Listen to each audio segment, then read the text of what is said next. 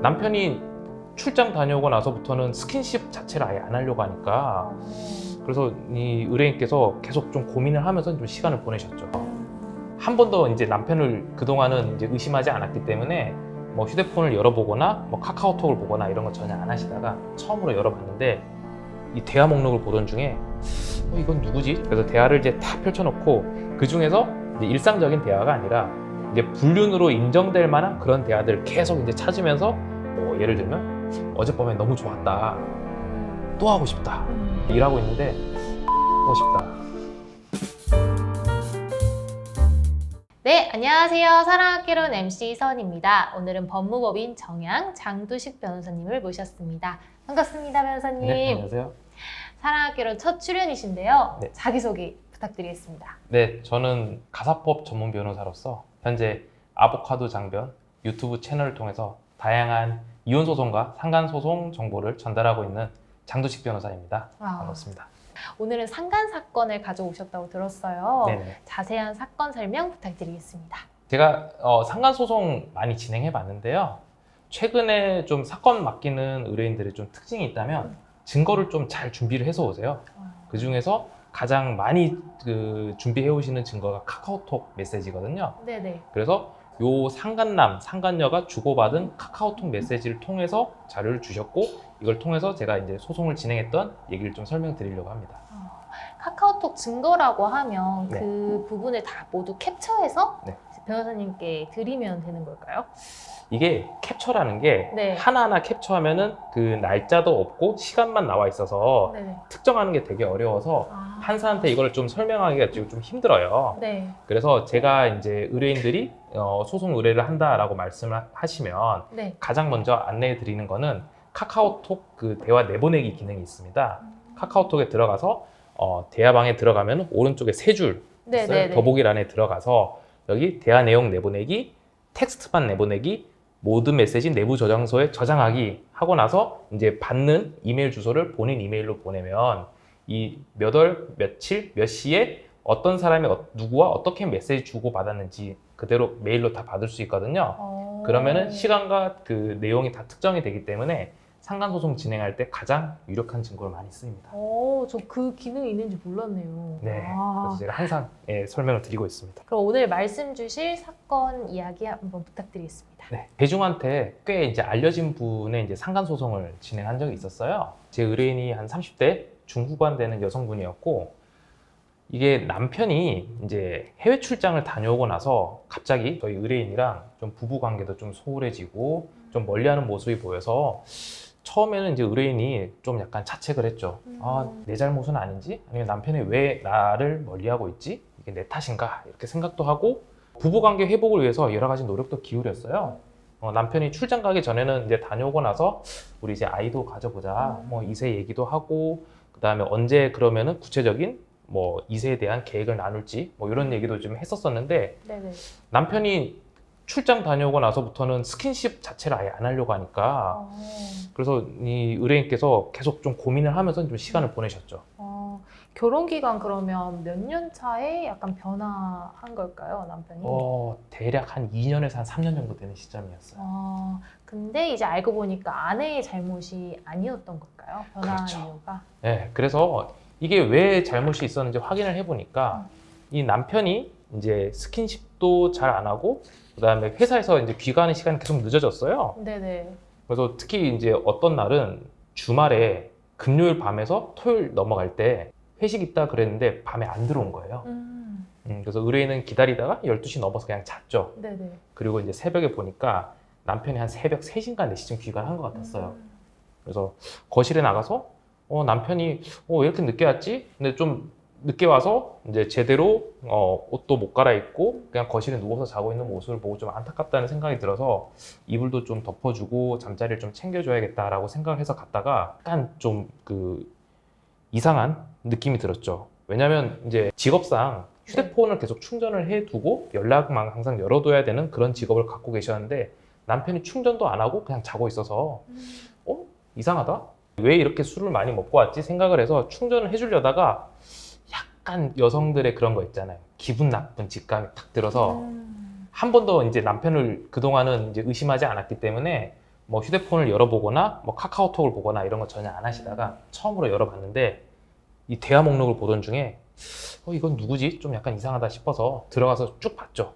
네. 그러고 나서 그 자리에 앉아서 남편은 자고 있고 의뢰인은 1시간 동안 그 대화를 모두 다 확인하고 네. 이거 남편이 바람을 피고 있었구나. 상간녀가 있었구나. 그래서 그냥 그 대화 내용을 내보내기 기능을 통해서 증거를 확보한 다음에 남편을 깨웠죠. 남편은 뭐라고 하던가요? 인정을 하던가요? 처음에는 네. 아니 직장 후배야 무슨 소리야 바람 피지 않았어 얘기를 하다가 이제 의뢰인께서 나 카톡 다 봤어 거짓말 하지 마 이거 걔랑 이렇게 다 했었잖아. 그러니까 남편이 바로 잘못을 인정하고 미안하다 그냥 하자는 대로 다 하고 이혼을 원한다고 하면은 이혼도 그냥 하겠다 라고 이제 거의 그냥 눈 뜨자마자 아침 반나절 만에 모든 걸 다 인정하는 그런 일이 있었습니다. 그러면 의뢰인분은 바로 이혼을 하게 되는 걸까요? 예, 그 이혼 소송을 맡기시면서 상간 소송도 의뢰하는 경우가 제일 많은데 네. 이분은 그냥 협의 이혼 절차부터 바로 진행했었어요. 이걸 확인하고 나서 나는 더 이상 이제 남편이랑 살 수 없다라고 해서 바로 협의 이혼하자 그랬고 네네. 그냥 아이가 없는 상황이었고 부부의 공동 재산인 아파트만 이제 전세로 있던 상황이어서 그냥 본인들이 가져온 몫을 그대로 나누는 형태로 가져온 대로 가져가자.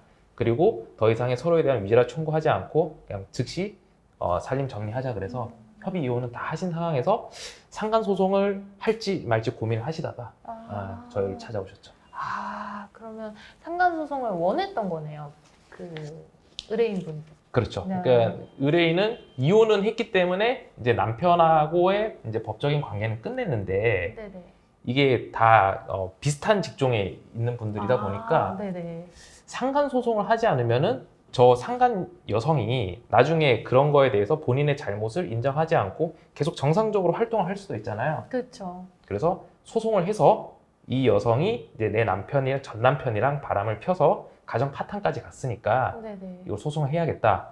그래서 한두 달 정도 고민하시다가 이제 상간 소송 진행을 결정하셨습니다. 상간 소송 과정에서 조금 어려움이 있었다고 들었어요. 네네네. 네, 어떤 어려움이 있었을까요? 요즘 회사에서 이제 업무 지시를 할 때 별도의 대화를 주고받는 프로그램이 있는 경우도 있고 네. 그냥 카카오톡을 쓰시는 경우도 있어요. 그렇죠. 그래서 이분들 같은 경우에는 직장에서도 그냥 카카오톡을 주고받는 걸로 업무 지시를 원래 하던 사이였는데 원래 대화도 많이 하는 데다가 이제 상간 소송과 관련된 얘기도 들어가 있으니까 카카오톡 대화가 너무 많은 거예요. 그래서 의뢰인께서는 내가 증거를 가져왔으니 이걸 가지고 이제 소송을 해주세요 하고 이제 자료를 맡겼는데 제가 워드로 변환하니까 전 남편과 상간녀가 주고받은 대화만 워드로 600장이 나왔어요. 600장이요? 네. 그러면 그걸 다 읽어가지고 파악을 해야 되는 거네요. 그렇죠. 그래서 대화를 이제 다 펼쳐놓고 그 중에서 이제 일상적인 대화가 아니라 이제 불륜으로 인정될 만한 그런 대화들 계속 이제 찾으면서 제가 이거는 소장에 넣어야겠다 하는 내용이 있으면 이제 하이라이트 표시를 하고 네네. 그렇게 600장을 다 읽어봤는데 이틀 내내 봤어요. 제가 이제 그 카카오톡 대화에서 가장 자극적이었던 대화들은 뭐 어떤 것들이 있었냐면 이제 스킨십을 하잖아요. 네. 스킨십을 할 때는 서로 만나서 얘기를 하기 때문에 카카오톡을 안 하잖아요. 그렇죠. 카카오톡 대화를 하지 않고 오프라인으로 만남을 하고 나서 그 다음 날에 이제 어제 있었던 일에 대해서 얘기를 하죠. 그걸로 제가 이제 추정을 하는 건데 뭐 예를 들면 어젯밤에 너무 좋았다. 또 하고 싶다. 다음에 만날 때는 뭐 콘돔을 준비하겠다. 모두 다 쏟아내고 싶다. 지금 네. 일하고 있는데 합치하고 싶다. 뭐 이런 얘기들이 있으면은 네. 이 사람들의 대화가 좀 선을 많이 넘었구나. 그렇죠. 그걸 가지고 이제 추정하는 형태로 이제 소장을 이제 작성을 합니다. 아니 이거 너무 화가 날 것 같은데 이 600장의 그 분량을 그러면 아내분이 거의 1시간 동안 본 거네요. 그렇죠. 이거 그때. 다 읽어보시고 더 이상 이제 볼 수가 없어가지고 이제 네네. 어떤 스킨십이 있었다는 거는 확실히 이제 이해를 하시고 이제 더 이상 살 수 없으니까 일어나 이렇게 얘기를 한 거죠. 그러면 상관소송 결과는 어떻게 됐을까요? 먼저 상간 소송을 진행을 할 때 그 상간녀가 살고 있는 주소지로 소장을 보내야 되잖아요. 네. 근데 600장에 보니까 그 여성이 살고 있는 집 주소가 나와 있었어요. 그래서 원래 그 집으로 보내려면은 이제 통신사 사실조회 신청을 해야 되거든요. 네네. 그러면 법원에서 이제 각 통신사에 이 번호를 쓰고 있는 사람의 주소지가 어딘지 보내주세요. 그럼 보낼 수 있는데 공교롭게도 이 여성분이 회사에서 제공해준 법인 휴대폰을 쓰고 있었어요. 그 고민을 했죠. 네네. 카카오톡 대화에는 이 여성분이 살고 있는 집 주소가 나오니까 집으로 보낼지, 네네. 아니면은 재판부에 얘기해서 이 여성분 주소를 모르니까 그냥 회사로 보내고 싶다. 아. 그렇게 이제 의견을 냈더니 재판부에서 이제 그걸 물어봤죠. 회사로 소장을 보낼 수도 있는데 네. 만약에 회사로 소장을 보내게 되면 나중에 이 집행이 안 될 수 있다. 이런 얘기를 해줬습니다. 예를 들어서 상간소송에서 뭐 1,000만 원을 줘라, 2,000만 원을 줘라 그렇게 했는데 주소지로 보내면은 이 사람이 살고 있는 집이면은 판결문을 가지고 경매 신청을 할 수도 있고 전세면은 그 보증금에 대해서 압류를 신청할 수 있어요. 네네. 근데 회사로 보내면은 이 상간녀가 소장을 받을 수 있는데 회사 재산 중에 이 사람 재산이 없잖아요. 그렇죠. 나중에 이 상간녀가 나 돈 없다라고 이제 나오면 집행을 못할 염려도 있는데 그래도 회사로 소장 보내는 거 괜찮냐? 그래서 제가 이거는 카카오톡 600장을 한번 회사로 보내서 이 여자한테 한번 보여줄 필요가 있다라는 생각이 들어서 집행은 중요하지 않으니까 그냥 회사로 보내주세요. 네. 그렇게 해서 이제 회사로 보냈죠. 아, 야, 사실 위자료가 목적이 아니잖아요. 이 그렇죠, 사건은. 그렇죠. 그렇죠? 네, 그래서 제가 들어보니까 네.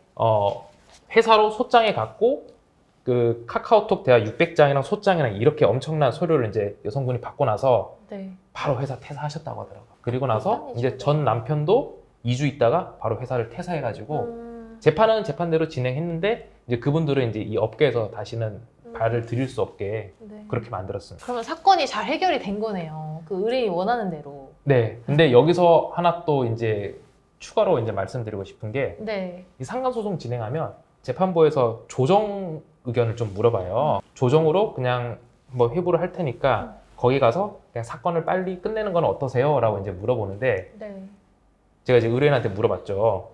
재판부에서 조정으로 보냈는데 조정으로 가면은 상간소송 위자료를 조금 더 받을 수 있고 그냥 판결로 가면은 조금 덜 받을 수도 있습니다. 네. 어떻게 하시겠어요? 물어봤더니 의뢰인께서는 조정을 하면은 이 사건은 원만히 합의해서 조정에 이르렀다. 이 결정문이 들어가니까 나는 이 여자랑 원만하게 조정, 합의 다 필요 없다. 돈 적게 받아도 그거는 내 목적이 아니기 때문에 무조건 조정은 하지 말고 판결을 받아주세요. 네. 그렇게 해서 조정으로 상대방이 제안했던 돈보다는 조금 적게 받았는데 그래도 훨씬 만족하셨어요. 그리고 아무래도 이제 1에서 더 이상 마주칠 일이 없으니까. 네네네. 그렇죠. 네. 아, 네. 결국 의뢰인이 원하는 결과를 얻었네요. 오늘은 장두식 변호사님과 함께 상간소장을 회사로 보낸 사건을 알아보았습니다. 그럼 다음 사건을 찾아뵐게요. 구독, 좋아요. 알림 설정 부탁드립니다. 감사합니다. 감사합니다.